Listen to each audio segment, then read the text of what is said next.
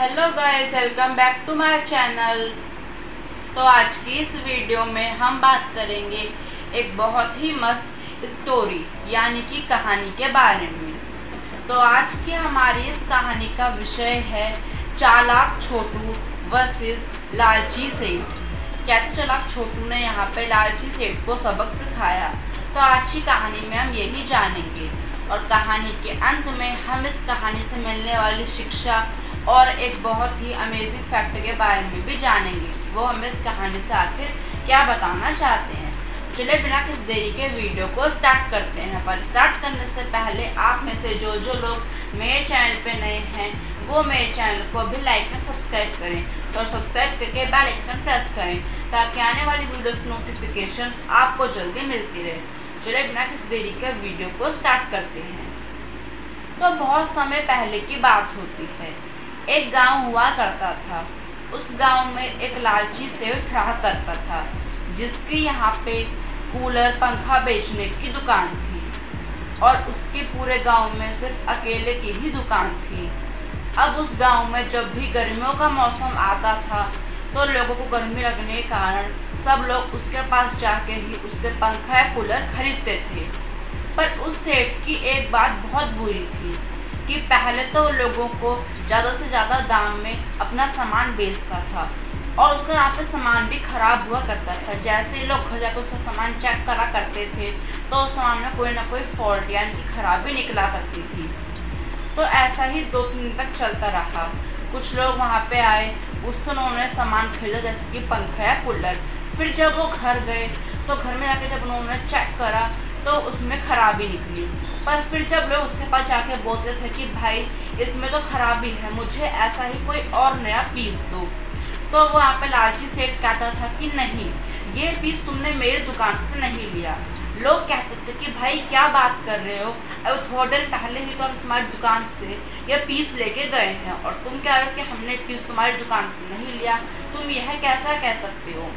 तो वो सेठ कहता था कि नहीं, इस जो पीस है इसमें मेरा नाम नहीं लिख रखा, ना ही इसमें मेरी दुकान का नाम लिख रखा है, ना ही इसमें कोई टैग लग रखा है, तो तुम्हें कैसे कह सकते हो कि तुमने ये पीस मेरी दुकान से लिया है। चलो जाओ यहाँ से, नहीं तो मैं तुम्हारी शिकायत पुलिस में कर दूंगा।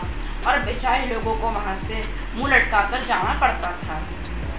उसी गाँव में एक चालाक छोटू रहा करता था जो कि बहुत ज़्यादा यहाँ पे चालाक और चतुर था। गर्मी के कारण वो भी उस सेठ के पास कूलर खरीदने के लिए गया था। सेठ ने उसको 10,000 का कूलर दिया, पर गर्मी के कारण छोटू को कूलर खरीदना पड़ा क्योंकि वहाँ और किसी की सेठ के अलावा दुकान नहीं थी।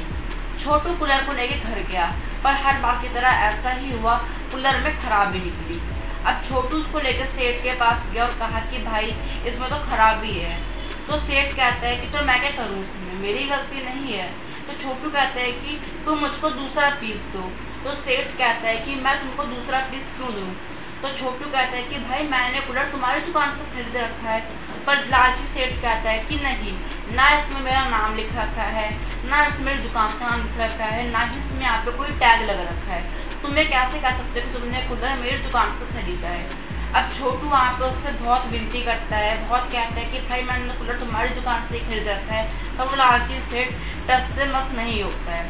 अब छोटू भी वहाँ से मुँह लटकाकर अपने घर चले जाता है। पर घर पहुंचकर छोटू सोचता है कि अगर मैं अभी इस बात को टाल दूंगा तो आगे चल के मुझको दिक्कत होगी और लोगों को भी परेशान करेगा। अपने ही लिए नहीं पर लोगों को लिए कम से कम मुझको इसको सबक तो सिखाना पड़ेगा। अब छोटू अपने यहाँ पे दोस्त के पास जाता है। छोटू और उसका दोस्त एक यहाँ पे मस्त सा प्लान बनाते हैं। अब वो क्या करते हैं, सबसे पहले वो जंगल में जाके एक जगह पे यहाँ पे एक बोरी रखते हैं जिसके अंदर वो बहुत सारे पत्थर भर देते हैं और उस बोरी को अच्छी तरह से यहाँ पे पैक कर देते हैं। उसके बाद वो वहाँ पे एक नक्शा लेके जाते हैं जिसको चुपचाप सेठ की दुकान के बाहर रख देते हैं। सुबह सुबह सेठ के आने से पहले ही वो नक्शा रख के चले जाते हैं। अब यहाँ पे जब सुबह होती है, सेठ अपनी दुकान पैक की दुकान खोलता है, तब उसको वहाँ पे वो नक्शा मिलता है। उस नक्शे में जंगल में जिस बोरी में पत्थर रख रखे थे वहीं का नक्शा वो था। उसमें नक्शे में वहीं बोरी की जगह बता रखी थी। पर उस नक्शे में ये लिख रखा था कि वहाँ पे तुमको बोरी मिलेगी जिसके अंदर हमने हीरे जेवर ये सब वहाँ पे रख रखे हैं। अब सेठ तो था लालची। अब सेठ ने बिना सोचे समझे फैसला कर लिया कि मैं यहाँ पे जाऊँगा और उसको लेके आऊँगा। तो सेठ दुकान बंद करके निकलने ही वाला होता है, उसको सोचता है कि अगर मैं ऐसे ऐसे वहाँ पे जाऊँगा तब भी दिन का समय कोई ना कोई मेरा पीछा करके आएगा और अगर मेरे से वो मेरे हीरे छीन लेगा।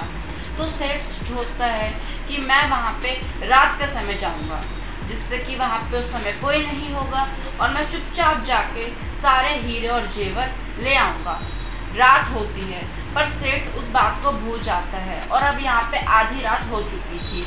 आधी रात को सेठ को, जब सेठ अपनी दुकान बंद कर होता है, तब उसको वहाँ पे उस नक्शे की बात याद आती है और वो सोचता है कि अरे मुझको तो यहाँ से अपने हीरे लेके आने थे। तो सेठ जल्दी से दुकान बंद करके आधी रात को ही निकल जाता है। उसके पीछे पीछे छोटू और उसका दोस्त भी देखने लगते हैं कि आखिर ये क्या करता है। सेठ वहाँ पहुँचता है और उसको बोरी मिलती है।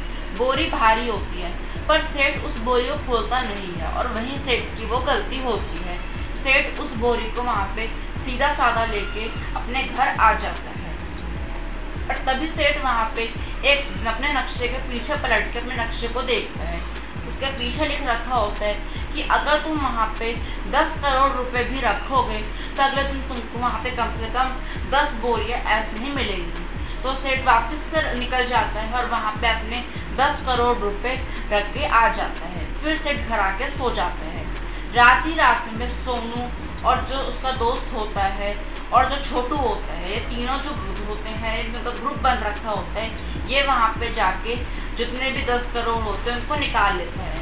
फिर छोटू आधे आधे अपने दोस्त को दे देता है, बच्चे खुद रख लेता है और उसके बाद भी जो पैसे बच जाते हैं वो गांव में कुछ लोगों को जाके दे देता है जिन्होंने यहाँ पे लालची सेठ की दुकान से सामान खरीद रखा था। अब सुबह होती है तो सेठ सोचता है कि पक्का वहाँ पे 10 बोरियाँ तो आ गई होंगी। सेठ जल्दी से सुबह निकलता है वहाँ पे देखने के लिए और वहाँ पे पर उसको कुछ भी नहीं मिलता है। अब सेठ को बहुत बुरा लगता है, वो अपना सिर पीटता है, अपना सिर खुजलाकर कहता है कि अरे मैंने क्या गलती कर दी, यहाँ पे मेरे 10 करोड़ भी नहीं है और ऊपर से यहाँ पे बोरियाँ भी नहीं है। तब सेठ सोचता है कोई बात नहीं, घर में तो कम से कम मेरे पास एक बोरी तो है, उसमें तो पक्का हीरो है, उनको मैं बेच के वापस 10 करोड़ कमा लूँगा। वो घर पहुँचता है और जैसे उस बोरी को खोलता है तो उस बोरी के अंदर से यहाँ पे पत्थर और कंकड़ निकलते हैं। अब सेठ को और गुस्सा आता है और बुरा लगता है और वो सोचता है कि पक्का ये काम में किसी ना किसी ने मेरे दुश्मन ही करा होगा। तब सेठ को अपनी गलती का एहसास होता है और वो सोचता है कि अरे मेरे से कितनी बड़ी भूल हो गई, मैंने मासूम लोगों को सामान बेच के इनसे गद्दारी करी और उनके पैसे भी वापस नहीं करे, इसलिए भगवान ने मुझे पक्का यहाँ पे श्राप दिया है और इसलिए मेरे साथ ऐसा बुरा हुआ। तो आज की कहानी थी बस इतनी ही। आज की कहानी से हमको यह शिक्षा मिलती है कि हमें कभी भी यहाँ पे लालच नहीं करना चाहिए, क्योंकि लालच बुरी बला होती है और हमको यहाँ पे कभी भी किसी को झूठ मूठ में अपना सामान नहीं देना चाहिए। और अगर हमने दे दिया और अगर उसमें कोई गड़बड़ी है तो हमको उसको यहाँ पे वापस लेना चाहिए, नहीं तो आगे चल के हमारे साथ भी दिक्कत होगी। और हमको इस पूरी कहानी से एक बात और पता चलती है कि हम जब भी कोई ना कोई सामान खरीदने जाएँ तो हमको उस सामान को खरीदने से पहले उसको चेक करना चाहिए कि उसमें उस दुकान के मालिक का या फिर कंपनी का या फिर कोई भी उसमें टैग लग रखा है कि नहीं। बिना ये सब जाने पहचाने हमको सामान नहीं लेना चाहिए, तो आगे चल के हमारे साथ भी दिक्कत हो सकती है। पूरी जांच करने के बाद ही हमको सामान आज से खरीदना चाहिए, यानी कि परचेज करना चाहिए। तो आज की कहानी थी बस इतनी। अगर आपको अच्छी लगी तो प्लीज़ लाइक और सब्सक्राइब जरूर करें। तो मिलता है वीडियो में, तब तक के लिए bye bye and take care.